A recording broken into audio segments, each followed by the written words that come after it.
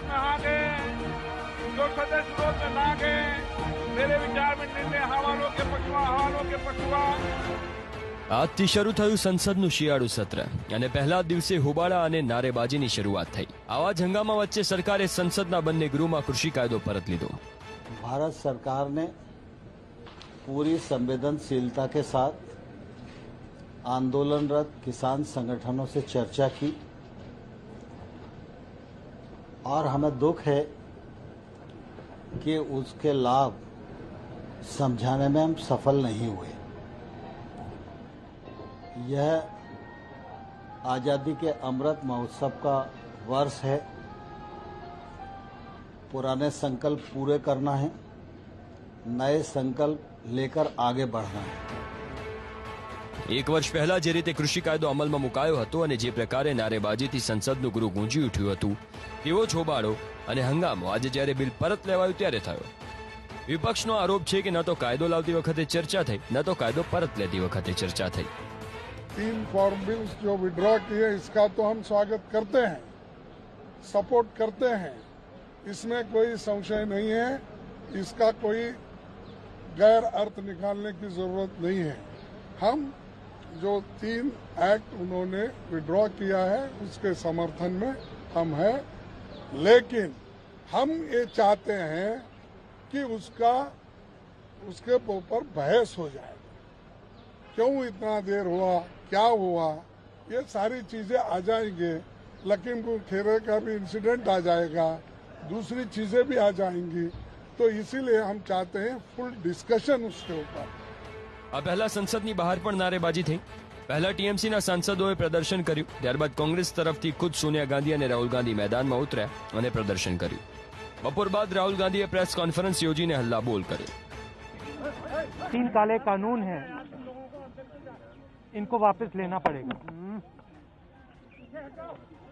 इसलिए कहा था क्योंकि हमें मालूम था कि 3-4 बड़े जो पूंजीपति हैं उनकी शक्ति हिंदुस्तान के किसानों के सामने खड़ी नहीं हो सकती। ये किसानों की, मजदूरों की सफलता है। वो जो 700 किसान जिन्होंने अपनी जान दी उनके बारे में डिस्कशन होना था। जिस प्रकार से ये कानून रद्द किए गए बिना कोई डिस्कशन, पार्लियामेंट में इसके बारे में चर्चा नहीं होने दी, ये दिखाता है कि सरकार डिस्कशन से डरती है। કૃષિ કાયદો પરત લેતી વખતે ચર્ચા ન કરવા પર રાહુલ ગાંધી સહિત સમગ્ર વિપક્ષ સરકારથી નારાજ છે। જ્યારે સરકારની દલીલ છે કે બિલ પરત લેતી વખતે ચર્ચા કરવાની કોઈ જરૂર નથી હોતી। सरकार का मंशा इतना ही था कि आज लोकसभा में पारित करके आज ही राज्यसभा में इसका पारित करके एक संदेश हम देना चाहते थे और प्रधानमंत्री बड़ापन दिखा के इसको रिपील करने का निर्णय भी किया। ટૂંકમાં સરકાર ઈચ્છે છે કે વાત આટલેથી જ રફે દફે થઈ જાય, પણ વિપક્ષ અડગ છે, ખેડૂતો પણ અડગ છે। ખેડૂતો એમએસપીને કાયદાકીય મંજૂરી આપવાની માંગ કરી રહ્યા છે, સાથે જ મૃત્યુ પામનારા ખેડૂતોના વળતરની પણ માંગ કરી રહ્યા છે।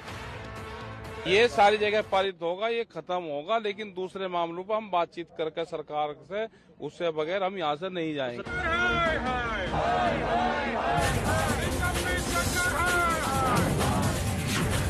ई करीम सीपीएम सांसद सस्पेंड।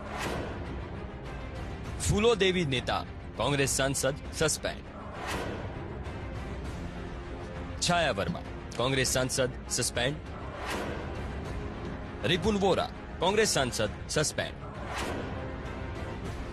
बिनोय बिस्वा सीपीआई सांसद सस्पेंड। राजमणि पटेल कांग्रेस सांसद सस्पेंड। डोला सेन टीएमसी सांसद सस्पेंड। शांता छेत्री टीएमसी सांसद सस्पेंड। नासिर हुसैन कांग्रेस सांसद सस्पेंड। प्रियंका चतुर्वेदी शिवसेना सांसद सस्पेंड। अनिल देसाई शिवसेना सांसद सस्पेंड। अखिलेश प्रसाद सिंह कांग्रेस सांसद सस्पेंड। આ એ 12 સાંસદો છે જેમને સંસદના શિયાળુ સત્ર દરમિયાન સસ્પેન્ડ કરાયા. and violent behavior and intentional attacks on the security personnel on the last day of 54th session of Rajya Sabha. કારણ કે રાજ્યસભામાં આ સાંસદોએ જોરદાર હંગામો કર્યો હતો, જેના પગલે સંસદના અધ્યક્ષે કાર્યવાહી કરી. પહેલાથી જ સરકારને ઘેરતા વિપક્ષના નેતાઓને જ્યારે સસ્પેન્શનની જાણ થઈ તો તેઓ લાલઘૂમ થયા.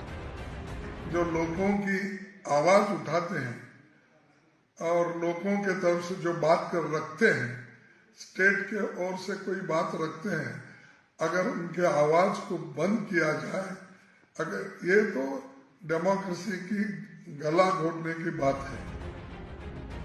સસ્પેન્ડ થયેલા કોઈ સાંસદે આને લોકતંત્રની હત્યા ગણાવી તો કોઈએ સંસદીય પ્રણાલી પર હુમલો. यहाँ पर ना वर्जन लिया गया, सीसीटीवी के हिसाब से अगर आप सीसीटीवी फुटेज भी देखेंगे वहाँ पे कुछ ऐसा काम नहीं हुआ है. ये भी रिकॉर्ड हुआ है किस तरीके से मार्शल्स अभद्रता कर रहे थे, मेल मार्शल्स फीमेल एमपीज को धक्का मुक्की कर रहे थे. वो सब एक तरफ और आपका डिसीजन एक तरफ. What kind of unruly behaviour is this? ये जो डिसीजन आज लिया है ये टोटली अनडेमोक्रेटिक है, ये डिक्टेटोरियल डिसीजन है. हम लोग जो सांसद है हम लोग को सुनने के लिए कोई मौका नहीं दिया, हम लोग को बोलने के लिए कोई मौका नहीं दिया. ऐसा कोई नियम नहीं है कि मानसून सत्र में कोई घटना हो और उसका विंटर सेशन में उसमें कार्यवाही हो.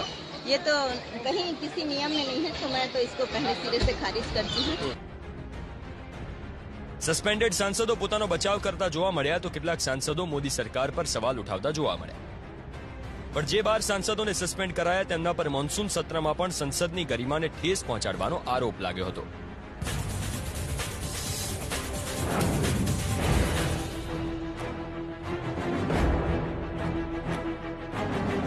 नए वेरिएंट की खबरें भी हमें और सतर्क करती हैं और सजग करती हैं. સંસદના શિયાળુ સત્રની શરૂઆત થાય તે પહેલા પીએમ મોદીએ દેશને અપીલ કરી કે કોરોનાના નવા વેરિયન્ટથી સાવધાન રહેવાની જરૂર છે. कोरोना की विकट परिस्थिति में भी देश ने 100 करोड़ से अधिक डोजेज कोरोना वैक्सीन और अब हम 150 करोड़ की तरफ तेजी से आगे बढ़ रहे हैं. नए वेरिएंट की खबरें भी हमें और सतर्क करती हैं और सजग करती हैं. मैं संसद के सभी साथियों को भी सतर्क रहने के लिए प्रार्थना करता हूं. आप सभी साथियों को भी सतर्क रहने के लिए प्रार्थना करता हूं, क्योंकि आप सबका उत्तम स्वास्थ्य, देशवासियों का उत्तम स्वास्थ्य ऐसी संकट की घड़ी में हमारी प्राथमिकता है. નવા વેરિયન્ટ ઓમિક્રોને દક્ષિણ આફ્રિકા સહિત દુનિયાના અનેક દેશમાં હાહાકાર મચાવ્યો છે. ભારત માટે ઓમિક્રોન વાયરસ ચિંતાનું કારણ છે, કારણ કે સતત વિદેશથી પ્રવાસીઓ ભારત આવી રહ્યા છે. એવામાં આ નવા વેરિયન્ટને ભારતમાં આવતો રોકવો કેવી રીતે શક્ય છે? મુંબઈમાં દક્ષિણ આફ્રિકાથી પરત ફરેલા એક શખ્સ કોરોના સંક્રમિત થયો. આ શખ્સ 24 નવેમ્બરે દિલ્હી આવ્યો હતો. મુંબઈ પહોંચ્યા બાદ રિપોર્ટ પોઝિટિવ આવ્યો. જોકે ઓમિક્રોન વેરિયન્ટ અંગે હજુ સત્તાવાર સમર્થન નથી મળ્યું. મહારાષ્ટ્રમાં હજુ કોરોનાના 11,863 એક્ટિવ કેસ છે. ભિવંડીના એક વૃદ્ધાશ્રમમાં 79 વૃદ્ધો કોરોના સંક્રમિત થતા હડકંપ મચી ગયો, જેના કારણે આજે મહારાષ્ટ્ર સરકારે નવી ગાઈડલાઈન જાહેર કરી. એરપોર્ટ પર ટિકિટ બુક કરતી વખતે એરલાઇન્સ સમક્ષ 15 દિવસની ટ્રાવેલ હિસ્ટ્રી રજૂ કરવી પડશે. આફ્રિકી દેશોની યાત્રા કરી આવેલા લોકોને 7 દિવસ આઇસોલેટ કરાશે. આઇસોલેશન બાદ 14 દિવસ હોમ ક્વોરન્ટાઇન રહેવું પડશે. માસ્ક વગર ફરતા લોકો પાસેથી દંડ વસૂલાશે. કર્મચારીઓએ વેક્સિનનો બીજો ડોઝ નહીં લીધો હોય તો કંપની સામે કાર્યવાહી કરાશે. તો મુંબઈથી અંદાજે 1250 કિલોમીટર દૂર ઉત્તર પ્રદેશના મથુરામાં પણ 4 વિદેશી નાગરિકનો કોરોના રિપોર્ટ પોઝિટિવ આવ્યો. કોરોના પોઝિટિવ મહિલાઓ ફ્રાન્સ, સ્પેન, લિથુએનિયાની રહેવાસી છે. આરોગ્ય વિભાગની ટીમ વિદેશી મહિલાઓના સંપર્કમાં આવેલા લોકોને ટ્રેસ કરવામાં लागेली છે અને આ ટ્રેસિંગ દરમિયાન વધુ 2 લોકો સંક્રમિત થયા. તમામ સંક્રમિતોમાં ઓમિક્રોન વેરિયન્ટ છે કે નહીં તેની તપાસ ચાલી રહી છે. पिछले कुछ दिनों से हमारे जनपद मथुरा में कोविड के कोई केसेस नहीं थे. अभी पिछले 2 दिन में लगातार हमारे यहाँ 3 केस निकल आए हैं. ये जो 3 केस हैं वो वृंदावन में मिले हैं और तीनों अलग अलग कंट्री से आए थे और चूंकि उनका कोविड ट्रेवल पर्पज के से कराया था तो उनको वापस जाना था, तो उनका जब जांच हुई तो उसमें वो कोविड पॉजिटिव आए हैं। अब चूंकि अभी जो नया वेरिएंट आ रहा है उसको लेके अलर्ट है सभी, जो है हमारा स्वास्थ्य विभाग मथुरा पूरी तरह से एहतियात के तौर पर हमने जो है उनका कॉन्टेक्ट वाले हैं उनके कॉन्टेक्ट सर्विलेंस कराया गया, उनके 44 लोगों के सैंपल भी कराए गए। કોરોનાના નવા વેરિયન્ટના ખતરા વચ્ચે કર્ણાટકમાં પણ દક્ષિણ આફ્રિકાથી પરત આવેલા 2 નાગરિકો સંક્રમિત થયા. બંનેના સેમ્પલ ઓમિક્રોન વેરિયન્ટની તપાસ માટે લેબોરેટરી મોકલાયા છે. બંનેના સંપર્કમાં આવેલા લોકોનું ટ્રેસિંગ ચાલી રહ્યું છે. તો આ તરફ કર્ણાટકના હાસન જિલ્લાની મોરારજી દેસાઈ સ્કૂલમાં 13 વિદ્યાર્થી સંક્રમિત થયા, જેની કોવિડ સેન્ટરમાં સારવાર ચાલી રહી છે. સ્પષ્ટ છે કે કોરોના હજુ ગયો નથી, જેથી વેક્સિનના બંને ડોઝ લગાવી લીધા હોય તો પણ સાવચેતી રાખવાની જરૂર છે, કારણ કે વેક્સિનની સાથે માસ્ક અને સોશિયલ ડિસ્ટન્સ કોરોના સામે લડવાના હથિયાર છે.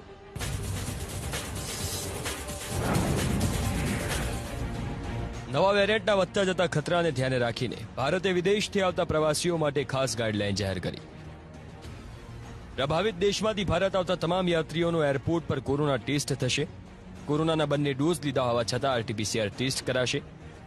રિપોર્ટ નેગેટિવ આવશે તો પણ 7 દિવસ ઘરમાં આઇસોલેટ રહેવું પડશે. 8મા દિવસે ફરી ટેસ્ટ કરાશે અને ત્યારબાદ પણ 7 દિવસ સુધી નજર રખાશે.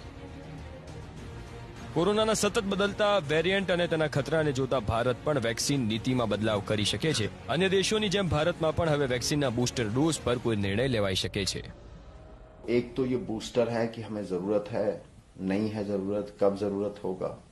दूसरी चीज ये है कि एडिशनल डोज का मतलब ये होता है कि 2 जो प्राइमरी डोज प्राथमिक डोजेस दी गई हैं उसके बाद किसी लोगों में एक एक्स्ट्रा डोज देने की जरूरत होती है. क्यों? क्योंकि उसमें प्रतिरोधक क्षमता पूरी नहीं होती है, उनकी प्रतिरोधक क्षमता कम है, कैंसर वगैरह के मरीज होते हैं. तो ये 2 अलग अलग चीजें हैं. इनके बारे में एक समग्र पॉलिसी अगले कुछ दिनों में इसको एनटैगी जब अप्रूव कर देता है तो उसको सार्वजनिक कर दिया जाएगा.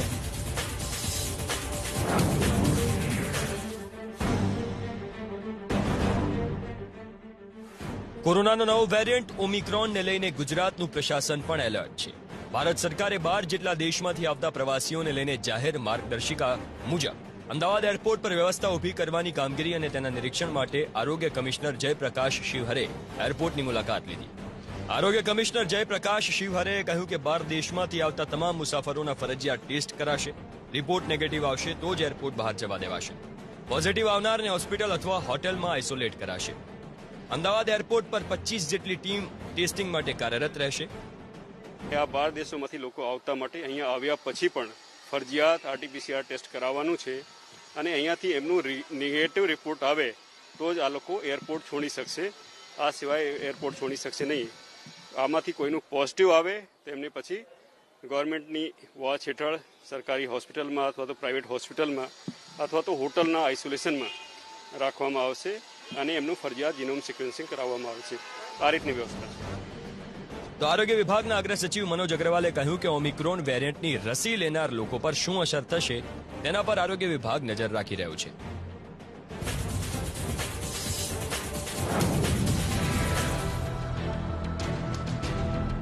દક્ષિણ આફ્રિકામાં મળેલા ઓમિક્રોન વેરિયન્ટની અસર સુરતના હીરા ઉદ્યોગ પર પણ પડી. સુરત શહેરના 50થી વધુ હીરા ઉદ્યોગકારોએ દક્ષિણ આફ્રિકા સહિતના દેશોનો પ્રવાસ રદ કર્યો. સામાન્ય રીતે રફ અને તૈયાર હીરાના વેપાર માટે સુરતના હીરા વેપારીઓ દક્ષિણ આફ્રિકા સહિતના દેશોનો સતત પ્રવાસ કરતા હોય છે, પણ ઓમિક્રોન વેરિયન્ટને લઈને વિદેશ જવાનું ટાળ્યું. તો છેલ્લા 24 કલાકમાં વિદેશથી 351 લોકો સુરત પરત આવ્યા, જેમાંના 9 પ્રવાસી દક્ષિણ આફ્રિકાથી આવ્યા છે. તમામના આરટીપીસીઆર ટેસ્ટ કરાયા, જેમાંના 78 લોકોના રિપોર્ટ નેગેટિવ આવ્યા. બાકીના 273 પ્રવાસીઓના રિપોર્ટ પેન્ડિંગ છે.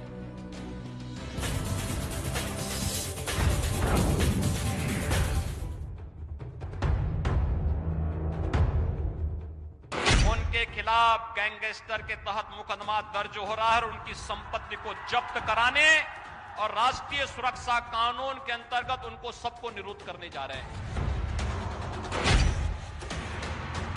उत्तर प्रदेश की जनता को योगी सरकार नहीं, योग्य सरकार चाहिए. अगली बार जनता योग्य सरकार चुनेगी. देने वाले लोग हैं, बड़े लोग हैं, उनके ऊपर उनका हाथ पहुंचना चाहिए. ઉત્તર પ્રદેશ વિધાનસભાની ચૂંટણી નજીક છે, એવામાં પેપર લીક થવાની ઘટનાથી યોગી સરકારની મુશ્કેલીઓ વધી. ટેટનું પેપર લીક થવા મામલે વિપક્ષો યોગી આदित्यनाथ सरकार ने घेरी रहा है. सरकार लगातार इसी तरह के खिलवाड़ कर रही है नौजवानों के भविष्य के साथ, और ये पहली बार पेपर लीक आउट नहीं हुआ है, पहली बार परीक्षा रद्द नहीं हो रही है, ये कई बार हो चुकी है. भारतीय जनता पार्टी की सरकार है जो नौजवानों को नौकरी नहीं देना चाहती, उनको रोजगार नहीं देना चाहती. સવાલ એટલા માટે પણ ઉઠી રહ્યા છે કારણ કે યોગીના રાજમાં અત્યાર સુધી પેપર લીક થવાની 7 થી 8 ઘટના બની ચૂકી. હવે તો આ મામલે ભાજપની અંદરથી જ અવાજ ઉઠવાની શરૂઆત થઈ. યુપીથી ભાજપ સાંસદ વરુણ ગાંધીએ ટ્વીટ કરીને લખ્યું, યુપી ટેટનું પેપર લીક થવાની ઘટના લાખો યુવાનોના ભવિષ્ય સાથે ખિલવાડ છે. આ દલદલની નાની માછલીઓ પર કાર્યવાહી કરવાથી કામ નહીં ચાલે. તેમના રાજકીય સંરક્ષક અને શિક્ષણ માફિયાઓ પર કડક કાર્યવાહી કરવી જોઈએ. મોટાભાગની શૈક્ષણિક સંસ્થાના માલિક રાજકીય વગદાર છે. આવા લોકો પર કાર્યવાહી ક્યારે થશે? ટેટનું પેપર લીક થવાની ઘટના બાદ ખુદ મુખ્યમંત્રી યોગી આदित्यनाथ એક્શન મોડમાં છે. એક બાદ એક આરોપીની ધરપકડ થઈ રહી છે, પણ ચૂંટણી પહેલા બનેલી પેપર લીકની ઘટનાના કારણે યોગી સરકાર પર ડાઘ લાગ્યો.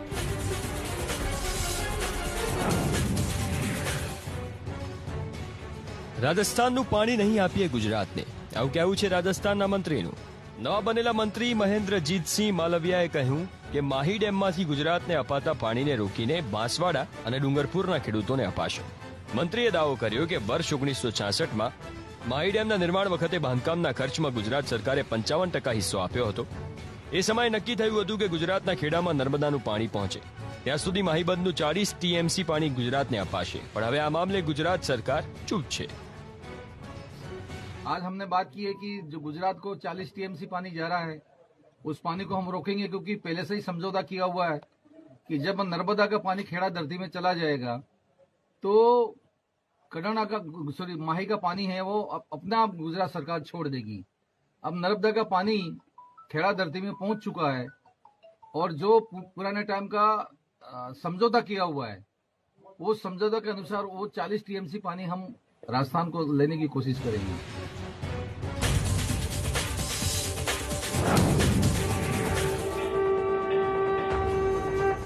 ચૂંટણીનું બ્યુગલ ફૂંકાતા જ ઉત્તરાખંડમાં સાધુ સંતોની ઘંટીની ગૂંજ અંતે સરકારના કાને સપડાઈ અને ભાજપની સરકાર પોતાના 2 વર્ષ જૂના નિર્ણયને બદલવા મજબૂર થઈ. સાધુ સંતોના ભારે વિવાદ વચ્ચે ઉત્તરાખંડની સરકાર દેવસ્થાનમ બોર્ડને ભંગ કરવા જઈ રહી છે. સૂત્રોનું માનીએ તો ઉત્તરાખંડ સરકાર દેવસ્થાનમ બોર્ડ ભંગ કરશે. મંત્રીમંડળમાં દેવસ્થાનમ બોર્ડ ભંગ કરવા પર સહમતિ સધાઈ ચૂકી છે. ઉત્તરાખંડમાં દેવસ્થાનમ બોર્ડના ગઠન બાદ સાધુ સંતોમાં નારાજગી હતી. ચૂંટણી પહેલા દેવસ્થાનમ બોર્ડ ચૂંટણીનો મુદ્દો બની રહ્યો હતો. ચૂંટણી પહેલા સાધુ સંતોની નારાજગીનો વિરોધીઓને ફાયદો ના થાય એટલા માટે ભાજપ સરકાર દેવસ્થાનમ બોર્ડને ખતમ કરવા જઈ રહી છે.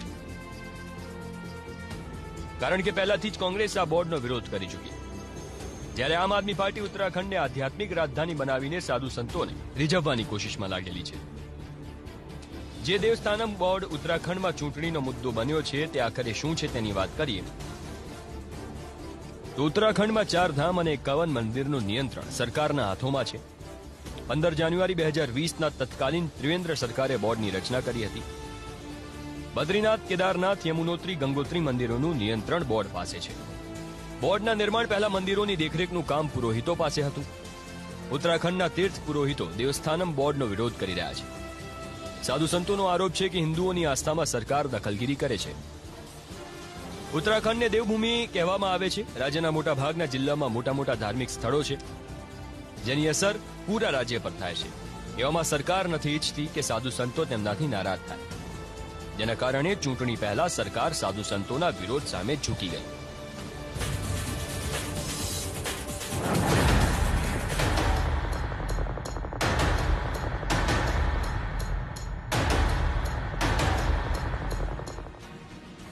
ઊંચા ઊંચા પહાડો વચ્ચે ભારતના એન્જિનિયર્સ અને વિજ્ઞાને કંઈક આવો કમાલ કર્યો.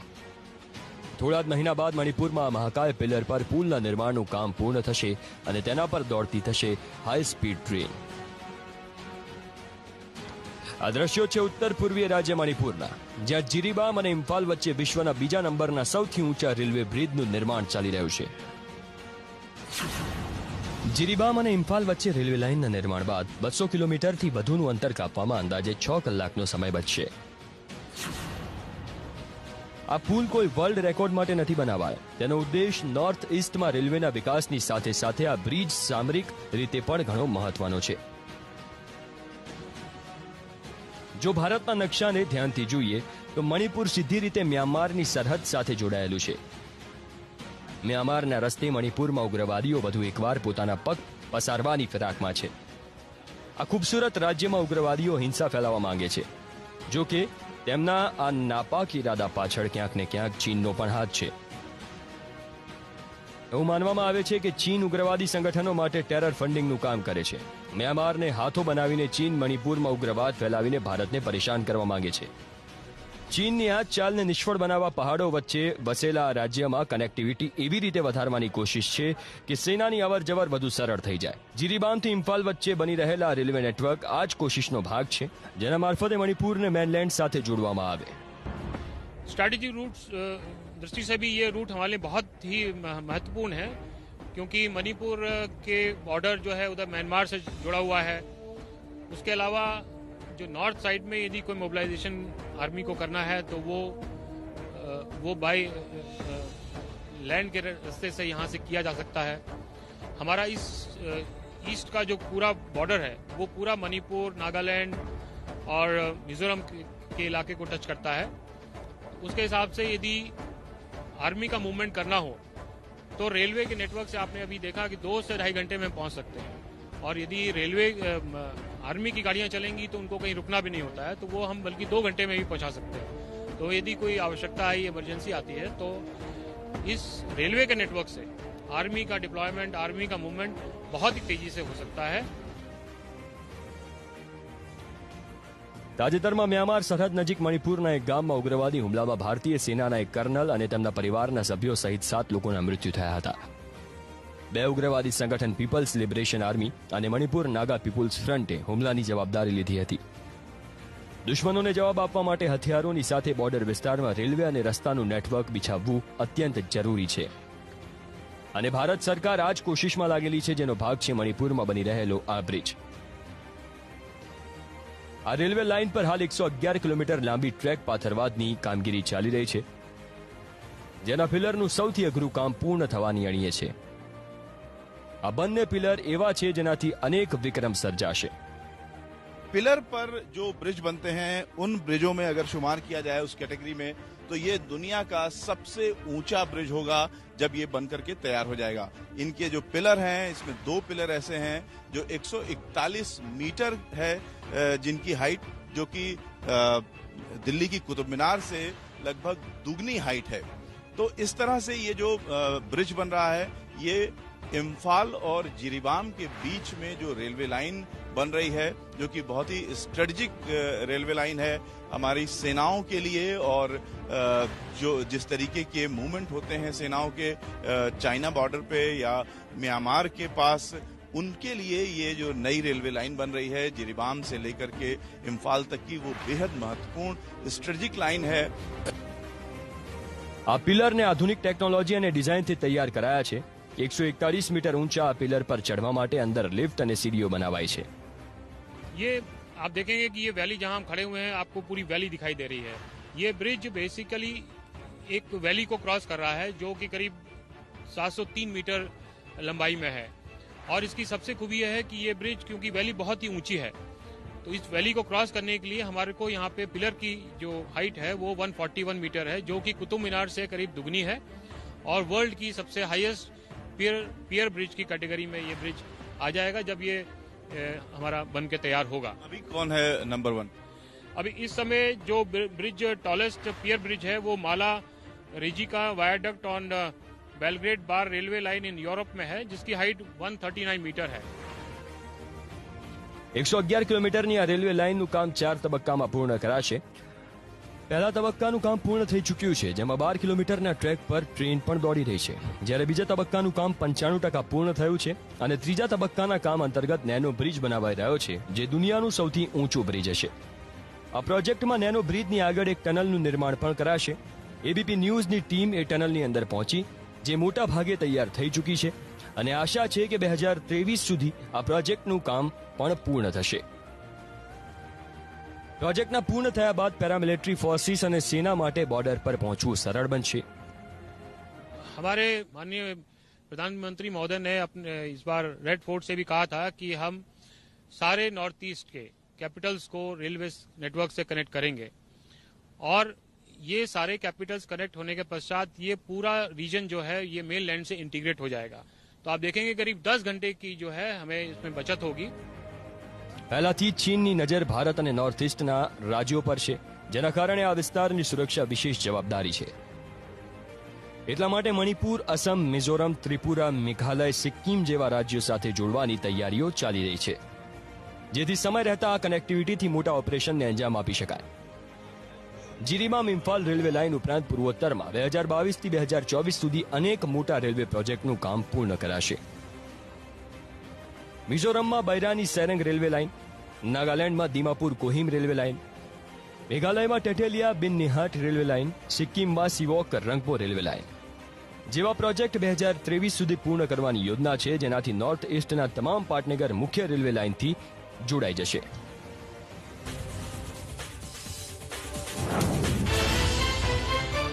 વાલીઓ લૂંટાઈ રહ્યા છે, છતાંય વાઘાણી સાહેબનો વિભાગ કેમ છે સુષુપ્ત?